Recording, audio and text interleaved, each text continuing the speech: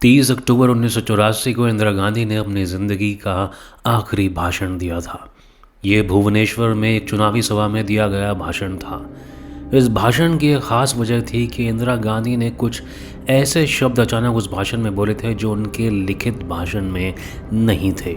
उन्होंने कहा था, मैं आज यहाँ हूँ, कल शायद ना रहूँ।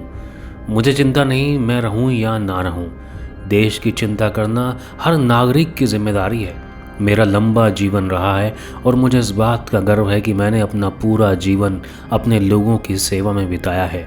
मैं अपनी आखिरी सांस तक ऐसा करती रहूंगी और जब मैं मरूंगी तो मेरे खून का एक एक कतरा भारत को मजबूत करने में लगेगा। इंदिरा गांधी की ये लाइन सुनकर किसी को अंदाज़ा नहीं होगा कि इसके कुछ 10-15 घंटों बाद हिंदुस्तान की उस वक्त की प्रधानमंत्री इंदिरा गांधी का कत्ल अपने ही बॉडीगार्ड्स के द्वारा होने वाला था। 30 अक्टूबर की रात को इंदिरा गांधी दिल्ली वापस आ गई थी। ये उनकी मौत के दिन से पहले की आखिरी रात थी। उस रात इंदिरा गांधी को ठीक से नींद नहीं आ रही थी। सोनिया गांधी सुबह करीब 4 बजे अपनी अस्थमा की दवाई लेने उठी थी, लेकिन उन्होंने देखा कि इंदिरा गांधी जाग रही हैं। 31 अक्टूबर की सुबह इंदिरा गांधी का पीटर उस्तिनोव के साथ एक इंटरव्यू था। वो इंदिरा गांधी के ऊपर एक डॉक्यूमेंट्री बना रहे थे। इंदिरा गांधी अपने सरकारी आवास एक सफदरजंग रोड से निकलकर एक अकबर रोड के अपने दफ्तर की ओर बढ़ी। उस्तिनोव टीवी इंटरव्यू के लिए वहां इंतजार कर रहे थे। इंदिरा गांधी के attendant head constable Narayan Singh उनके ऊपर छाता लगाए चल रहे थे ताकि उनका मेकअप खराब ना हो। फिर वह नीम के पेड़ों से घिरे लगभग 20 मीटर के छोटे से सीमेंट वाले रास्ते पर चलकर आ रही थी। वहां तैनात गार्ड्स को उन्होंने नमस्ते करने के लिए हाथ जोड़े और तभी अचानक वहां तैनात सुरक्षाकर्मी बेअंत सिंह ने अपनी रिवॉल्वर निकालकर इंदिरा गांधी पर फायर कर दिया। गोली उनके पेट में लगी। इंदिरा ने चेहरा बचाने के लिए अपना दाहिना हाथ उठाया, लेकिन तभी बेअंत ने बिल्कुल पॉइंट ब्लैंक रेंज से 2 और फायर किए।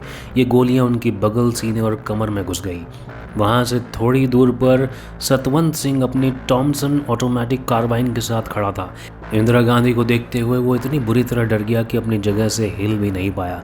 तभी बेअंत सिंह ने उसे चिल्लाकर कहा, गोली चलाओ। सतवंत सिंह ने तुरंत अपनी ऑटोमेटिक गन की सभी 25 गोलियां इंदिरा गांधी के शरीर में उतार दी। कुछ ही सेकंड में सोनिया गांधी गोलियों की आवाज़ सुनकर बाहर आ गई। इंदिरा गांधी को जमीन से आर के धवन और एक सुरक्षाकर्मी दिनेश भट्ट ने उठाकर सफ़ेद एम्बेसडर कार की पिछली सीट पर लिटाया। आगे की सीट पर धवन और ड्राइवर बैठे। जैसे ही कार चलने लगी, सोनिया गांधी नंगे पांव मम्मी मम्मी चिल्लाते हुए भागती आई। वो खौफनाक मंजर देखकर वो उसी हाल में कार की पिछली सीट पर बैठ गई। उन्होंने खून से लथपथ इंदिरा गांधी का सर अपनी गोद में ले लिया। अपने अंगरक्षकों द्वारा गोली मारे जाने के लगभग 4 घंटे बाद 2:23 पर इंदिरा गांधी को मृत घोषित किया गया, लेकिन सरकारी मीडिया ने इसकी घोषणा शाम 6 बजे तक नहीं की थी। इंदिरा गांधी की जीवनी लिखने वाले इंदर मल्होत्रा ने बताया था कि खुफिया एजेंसियों को डाउट था कि इंदिरा गांधी पर इस तरह का अटैक हो सकता है। उन्होंने सिफारिश की थी कि सभी सिख सुरक्षाकर्मियों को उनके निवास स्थान से हटा लिया जाए, लेकिन जब यह फाइल इंदिरा के पास पहुंची तो उन्होंने इसके जवाब में ये लिखा कि क्या हम सेक्युलर नहीं हैं। उसके बाद ये तय किया गया कि एक साथ 2 सिख सुरक्षाकर्मियों को उनके नज़दीक ड्यूटी पर नहीं लगाया जाएगा। 31 अक्टूबर के दिन सतवंत सिंह ने बहाना बनाया था कि उनका पेट खराब है, इसलिए सतवंत सिंह की ड्यूटी टॉयलेट के पास लगाई जाए। इस तरह बेअंत और सतवंत एक साथ तैनात हुए। हिंदुस्तान की प्रधानमंत्री इंदिरा गांधी की मौत के बाद एक तूफान आया, जो था 84 का भयानक दंगा।